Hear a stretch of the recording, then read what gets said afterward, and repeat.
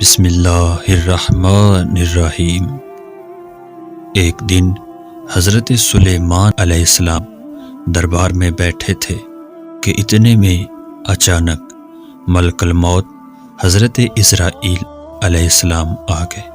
سلام کیا تو سلیمان علیہ السلام نے پوچھا کہ کیسے آنا ہوا؟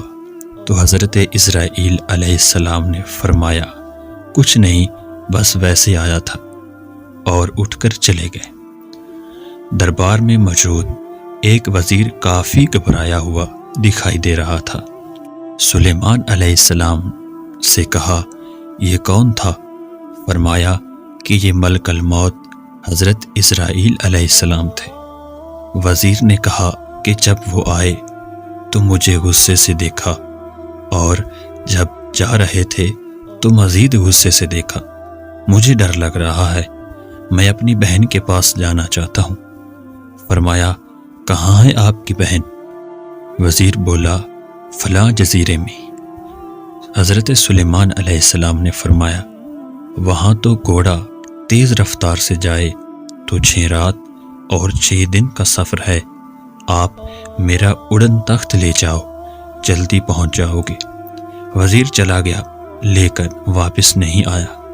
کچھ دن بعد حضرت اسرائیل علیہ السلام پھر تشریف لے آئے تو سلیمان علیہ السلام نے اس دن والی بات کا ذکر کیا تو حضرت اسرائیل علیہ السلام نے فرمایا کہ وزیر کا انتظار میں فلاں جزیرے پر کر رہا تھا، کیونکہ اس کی روح قبض کرنے کا حکم اس جزیرے پر تھا، لیکن جب میں نے دنیا پر نظر ڈالی تو وہ یہاں آپ کے پاس بیٹھا ہوا تھا، اس لیے مجھے یہاں آنا پڑا، کیونکہ راستہ 6 دن اور 6 رات کے برابر تھا، اور اس کے پاس تو چند ہی وقت تھا۔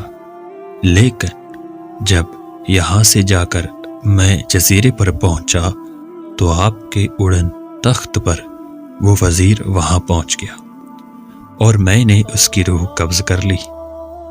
قصہ کا حاصل سبق یہ ہے کہ انسان کی موت جس جگہ پر اور جس وقت پر لکھی ہوتی ہے اسی وقت وقوع پذیر ہوتی ہے۔